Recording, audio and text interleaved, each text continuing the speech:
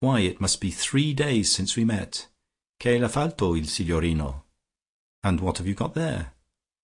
Georgie, having escaped being caught over Italian, had made up his mind not to talk any more ever. "Oh, they're some little things by Debussy," he said. "I wanted to play one of them to you afterwards. I've just been glancing through it." "Bene, molto bene," she said. "Come in to lunch. But I can't promise to like it, Georgino. Isn't Debussy the man who always makes me want to howl like a dog at the sound of the gong? Where did you get these from?" "Olga lent them me," said Georgie negligently. He really did call her Olga to her face now, by request. Lucia's bugles began to sound. "Yes, I should think Miss Bracely would admire that sort of music," she said. "I suppose I am too old-fashioned, though I will not condemn your little pieces of Debussy before I have heard them. Old-fashioned, yes, I was certainly too old-fashioned for the music she gave us last night. Dio me!" "Oh, didn't you enjoy it?" asked he. Lucia sat down without waiting for Peppino.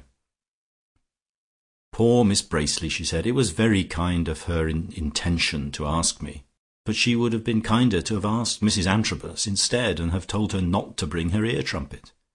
To hear that lovely voice, for I do her justice, and there are lovely notes in her voice, lovely, to hear that voice shrieking and screaming away in what she called the great scene, was simply pitiful. There was no melody, and above all there was no form. A musical composition is like an architectural building. It must be built up and constructed. How often have I said that? You must have colour and you must have line. Otherwise I cannot concede you the right to say you have music." Lucia finished her egg in a hurry, and put her elbows on the table. "I hope I am not hidebound and limited," she said, "and I think you will acknowledge, Georgie, that I am not. Even in the divinest music of all, I am not blind to defects, if there are defects. The Moonlight Sonata, for instance. You have often heard me say that the 2 last movements do not approach the first in perfection of form. And if I am permitted to criticize Beethoven, I hope I may be allowed to suggest that Mr Cortese has not produced an opera which will render Fidelio ridiculous.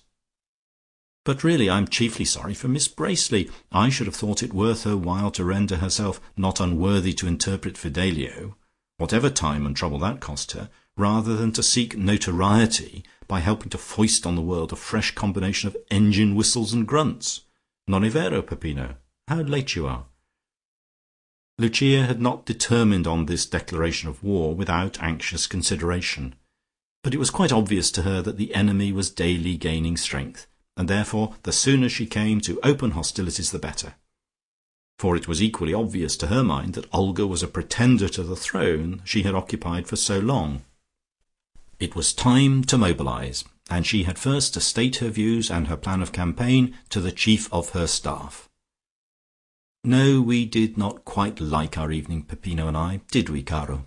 she went on. "And Mr Cortese, his appearance, he is like a huge hairdresser. His touch on the piano, if you can imagine a wild bull butting at the keys, you will have some idea of it. And above all, his Italian. I gathered that he was a Neapolitan, and we all know what Neapolitan dialect is like.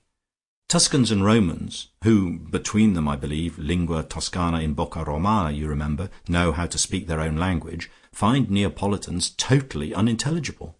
For myself, and I speak for mio sposo as well, I do not want to understand what Romans do not understand.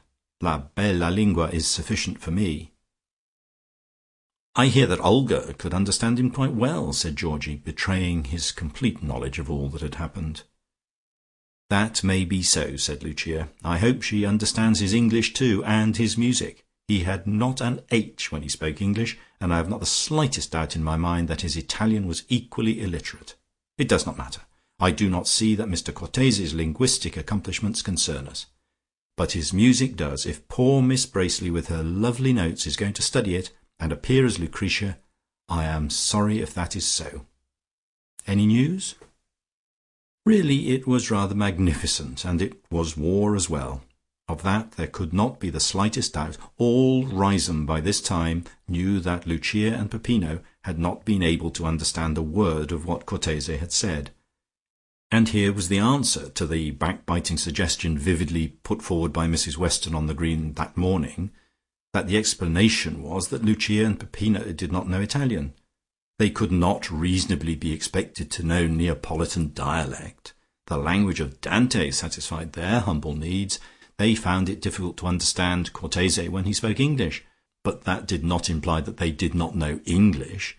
Dante's tongue and Shakespeare's tongue sufficed for them. "And what were the words of the libretto like?" asked Georgie. Lucia fixed him with her beady eyes, ready and eager to show how delighted she was to bestow approbation wherever it was deserved. "Wonderful," she said. "I felt, and so did Peppino, that the words were as utterly wasted on that formless music as was poor Miss Bracely's voice. How did it go, Peppino? Let me think." Lucia raised her head again with the faraway look. "Amore misterio," she said. Amore profondo dal vasto mar."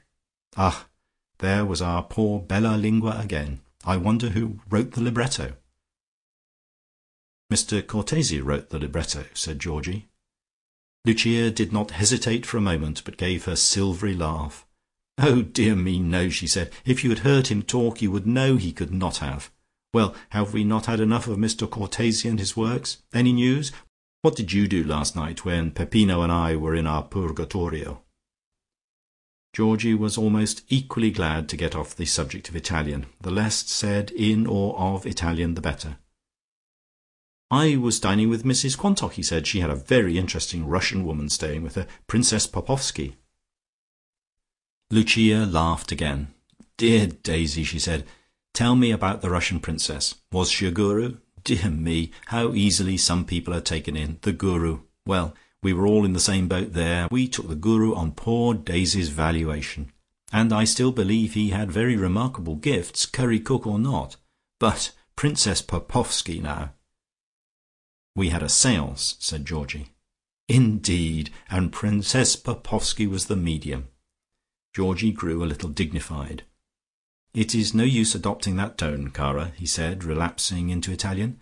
"You were not there. You were having your purgatory at Olga's. It was very remarkable. We touched hands all round the table. There was no possibility of fraud." Lucia's views on psychic phenomena were clearly known to Riseholme. Those who produced them were fraudulent, those who were taken in by them were dupes. Consequently there was irony in the baby talk of her reply. "Me dood," she said, "me very dood, and listen carefully. Tell Lucia." Georgie recounted the experiences. The table had rocked and tapped out names. The table had whirled round, though it was a very heavy table. Georgie had been told that he had 2 sisters, one of whom in Latin was a bear. "How did the table know that?" he asked. "Ursa, a bear, you know.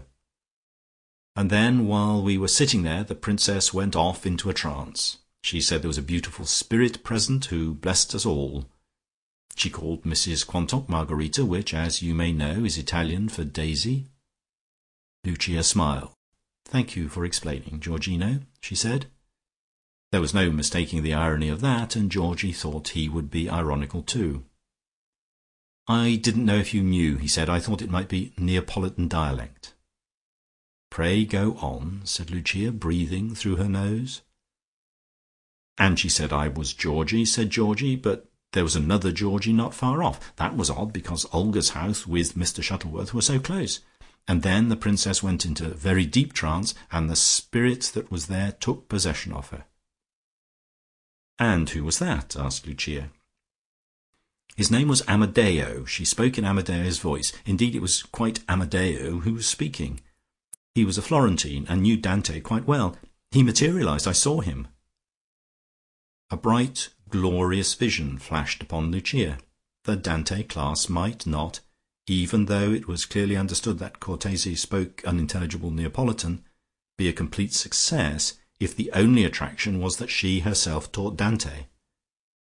But it would be quite a different proposition if Princess Popovsky, controlled by Amadeo, Dante's friend, was present. They might read a canto first, and then hold a séance of which Amadeo, via Princess Popovsky, would take charge. While this was simmering in her mind, it was important to drop all irony and be extremely sympathetic. "Georgino, how wonderful!" she said. "As you know, I am sceptical by nature, and want all evidence carefully sifted. I dare say I am too critical.